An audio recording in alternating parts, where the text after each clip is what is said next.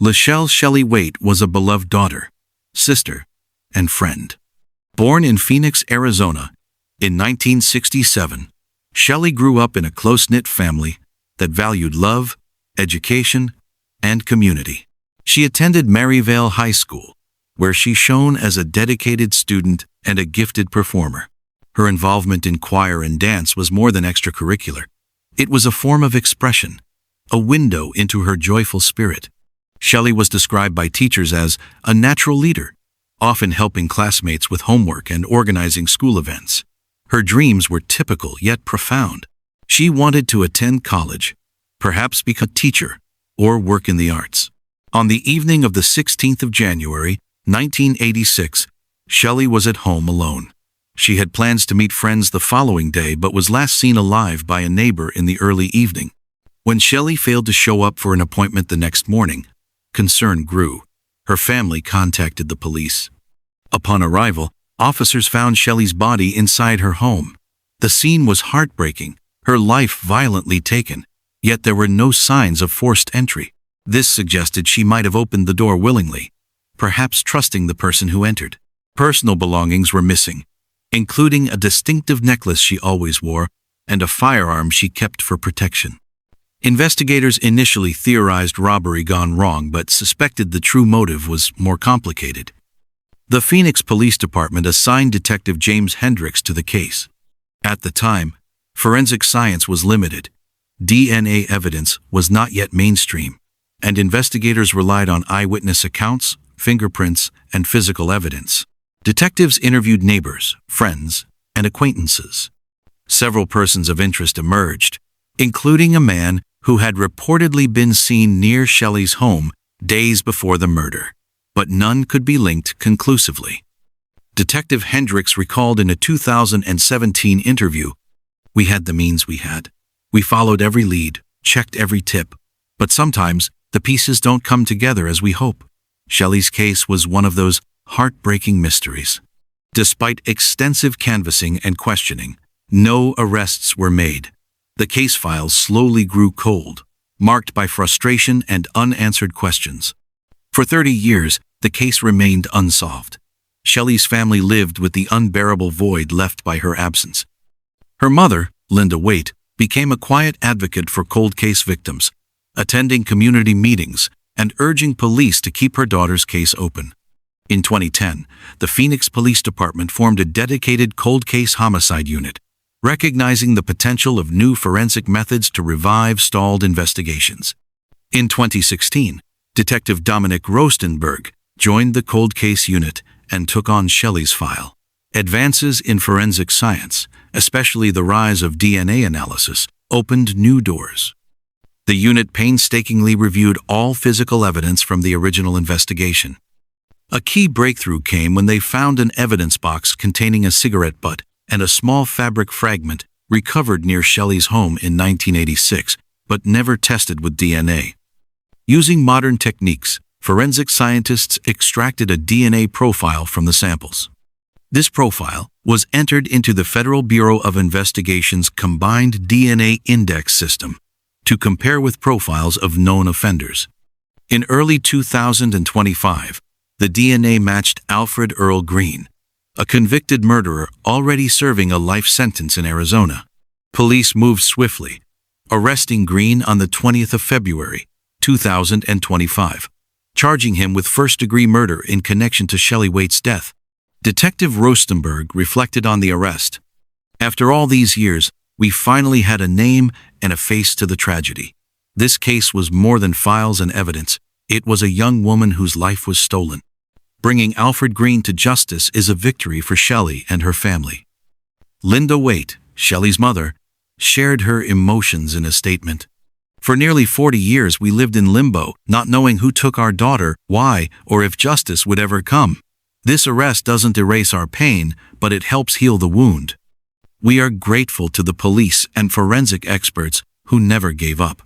Shelley's younger brother, Michael Waite, who was only 10 when Shelley died, added, "I was a child then, but I remember the silence and the sadness. Knowing the person responsible is finally in custody gives me hope that one day this family can find peace. The Shelley Waite case is a prime example of how forensic technology has transformed criminal justice. In 1986, DNA profiling was in its infancy and unavailable for routine investigations. The preservation of physical evidence was critical. Without the cigarette butt and fabric fragment, this case might have remained unsolved. The cold case unit's persistence to revisit and retest evidence with modern techniques like short tandem repeat analysis and mitochondrial DNA testing was vital.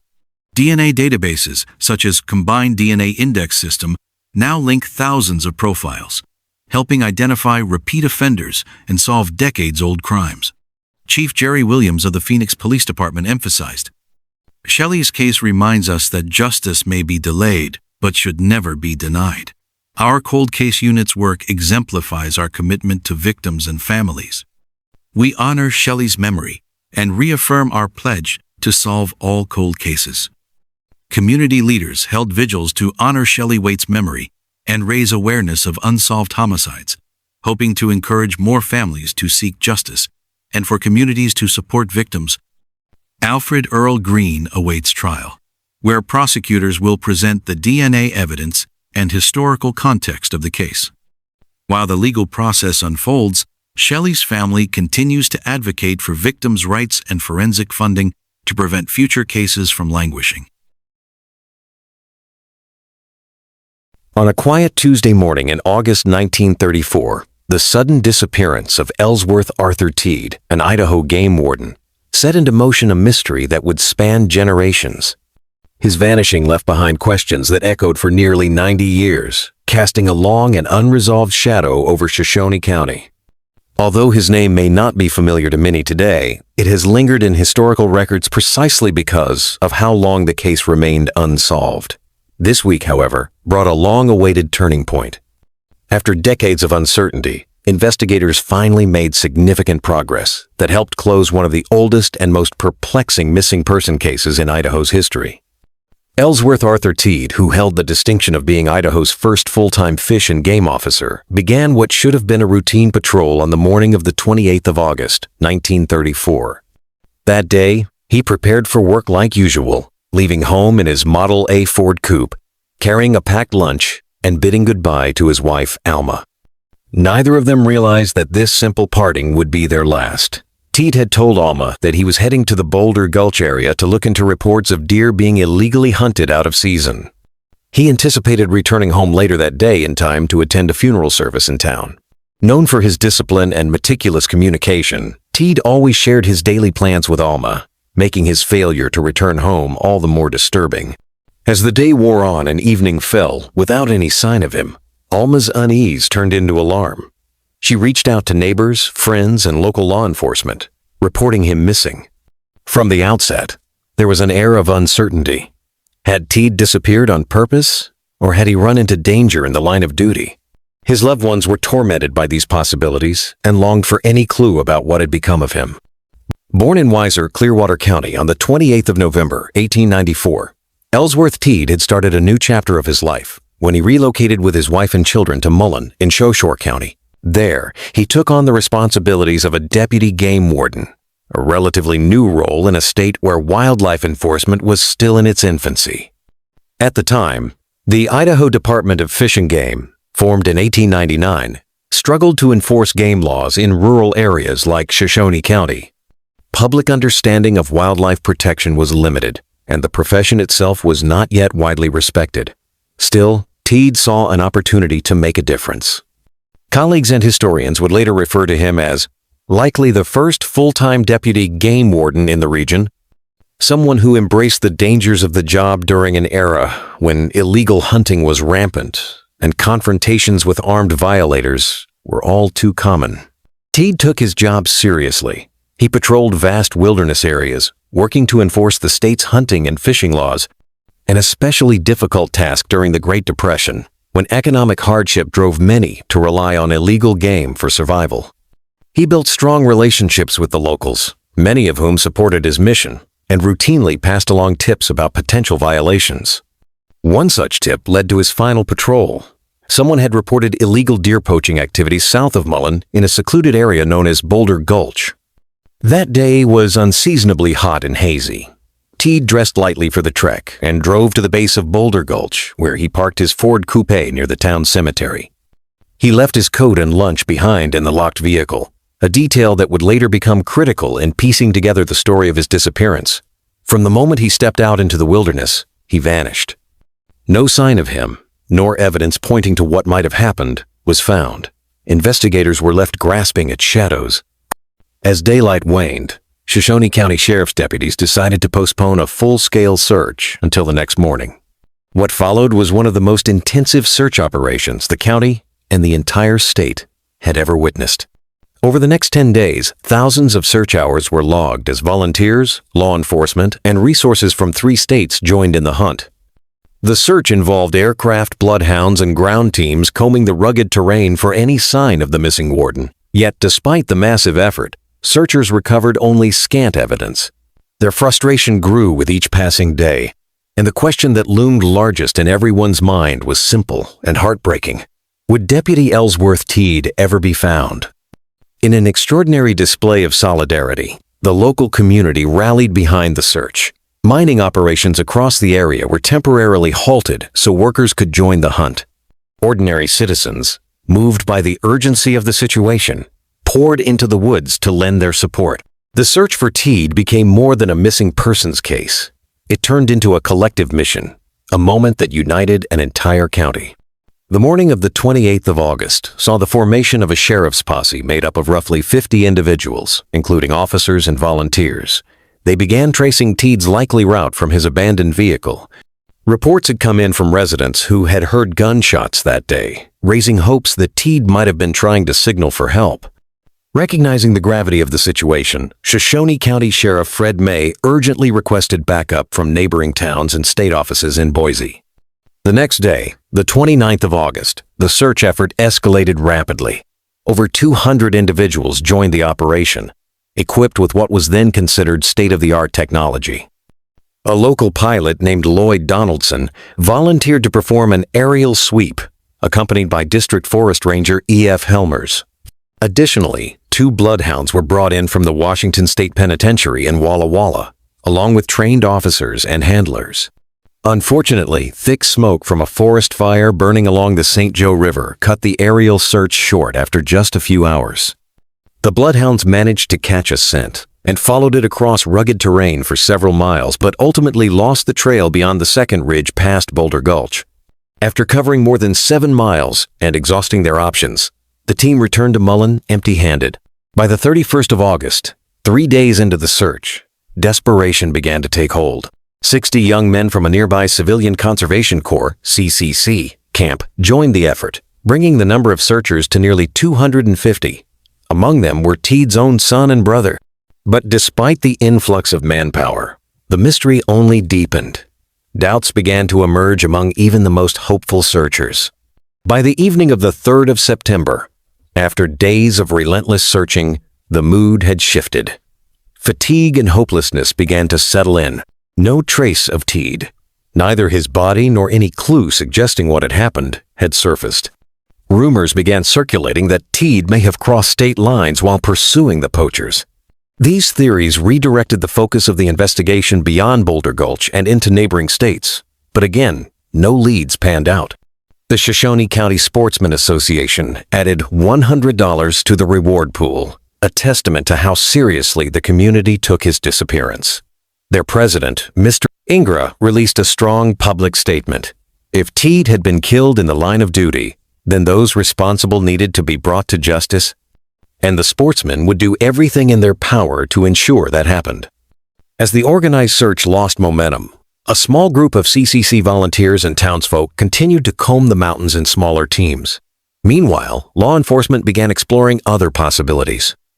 Officers from Wallace and Kellogg investigated whether Teed had enemies or personal conflicts, but found no indications of either. Some speculated he may have been injured and unable to get help. A reported sighting of a man resembling Teed in Paradise, Montana, led deputies to investigate further, but it turned out to be a false lead, a hitchhiker unrelated to the case. Teed's sister, living in Kamloops, British Columbia, offered a $300 reward for information, good for 30 days. Then, on the 25th of September, both the state and regional game wardens returned to Shoshone County to pursue what they called hot new clues. An anonymous caller from Spokane had contacted the sheriff, claiming to have seen Teed earlier that month near Republic, Washington, heading north toward Canada. The tipster, a former co-worker from the Morning Mine in Mullen, had hesitated to come forward earlier, but now wanted to share what he knew. After a meeting with authorities, officials deemed the account credible and suggested that Teed might still be alive somewhere in Canada. However, no follow-up information was ever made public, and no additional sightings were reported. Despite the enormous effort, over 1,000 people had participated in the search. No trace of Ellsworth Teed was ever discovered. On the 6th of February, 1942, the Idaho State District Court officially declared him dead. Alma was granted her spousal benefits, but the heartbreak remained. Teed's family, including Alma, their 3 sons, and a stepson, was left with an open wound that never truly healed. It wasn't until February 2023 that Deputy Ellsworth Teed's name was officially honored and entered into both the National Law Enforcement Officers Memorial and the Idaho Peace Officers Memorial. The Idaho Department of Fish and Game, recognizing his sacrifice, declared that Teed had died in the line of duty on the very day he disappeared in 1934. A press release was issued to mark the announcement, intending to provide historical acknowledgement, but it unexpectedly reignited interest in the long-dormant case. Local news stations picked up the story, and soon after, people began reaching out to the Shoshone County Sheriff's Office, curious about the true circumstances surrounding Teed's disappearance. One of those inquiries came from an anonymous source who claimed to have new information. It started, as Captain Seth Green of the Sheriff's Office later explained, with what had long been dismissed as just a family story, an old tale passed down over the years about what really happened to Teed. But this time, the story felt different. It was detailed, consistent, and aligned with other clues investigators had collected.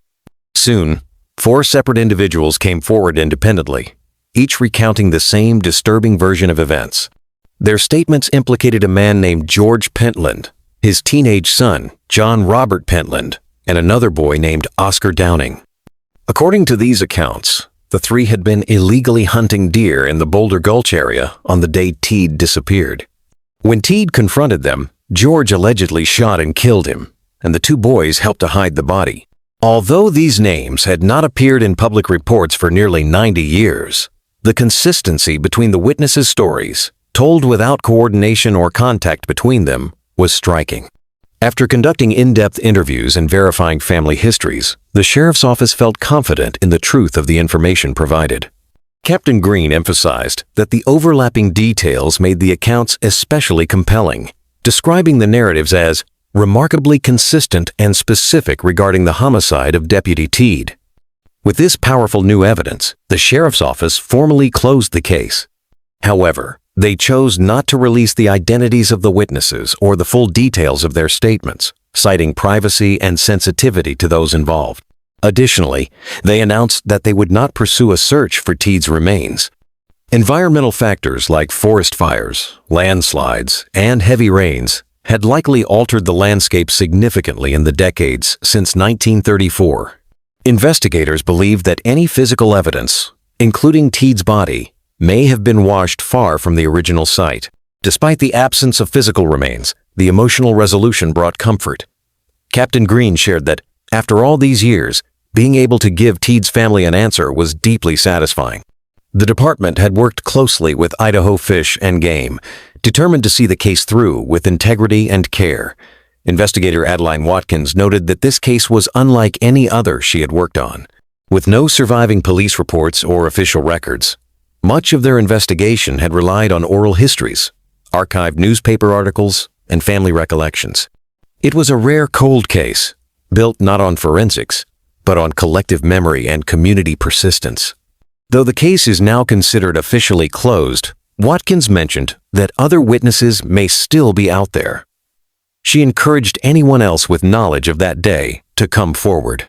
Even after all this time, every piece of the puzzle mattered. For the Teed family, she explained, this was more than a legal resolution. It was emotional closure, long delayed but deeply meaningful. Among the living relatives still grappling with the aftermath of the mystery was Melissa Seller Teed, the wife of Ellsworth Teed's great-nephew. Melissa had known Ellsworth's sons personally and remembered the way they spoke of their father. They had lived their entire lives haunted by the silence surrounding his disappearance. They wondered whether he had suffered an accident in the wilderness or if someone had deliberately taken his life. Tragically, all three sons passed away without ever learning the truth. On the 6th of February, 2024, precisely 82 years after Teed was declared legally deceased, his grandnephew, Dave Teed, wrote a heartfelt tribute. He shared that while he had never met Ellsworth, he hoped one day to reunite with him beyond this life. Just a few weeks later, on the 17th of February, retired Detective Steve Rizzo of the Delaware State Police publicly reflected on the resolution of the case. Representing the Vid Society, a group dedicated to solving historic cold cases, Rizzo confirmed that the organization had recognized the closure of Teed's case and acknowledged the identification of those responsible. He praised Teed's bravery, expressing gratitude for his service and sacrifice. Rizzo concluded by saying he hoped Teed could finally rest in peace and that his family could find solace in knowing what truly happened. Ellsworth Arthur Teed's legacy did not fade with time. He was a man remembered not just for his role in law enforcement, but for his moral compass, his dedication, and his quiet courage. Even 9 decades after his disappearance, his family and community still spoke of him with reverence. His life stood as a testament to duty, and his loss became a symbol of how one man's integrity can inspire generations to keep asking questions until the truth is finally known. Though it took 90 long years for the truth to surface, the peace it brought was undeniable. His story, once buried in silence and mystery, has now become a powerful reminder of resilience, justice, and the importance of never giving up on finding the truth. The resolution of Ellsworth Teed's disappearance stands as a profound example of human perseverance and the enduring search for justice. It shows that even the coldest of cold cases can thaw under the warmth of persistent memory and the courage of truth-tellers. The efforts of a community, the loyalty of a family, and the diligence of investigators, combined with the passage of time, finally gave voice to a man who had disappeared without a trace. For the people of Shoshone County and for those who carry the Teed name, this long-awaited answer brings a measure of peace. And for Ellsworth Arthur Teed, who gave his life doing what was right, it is the final recognition of a duty fulfilled and a legacy that will never be forgotten.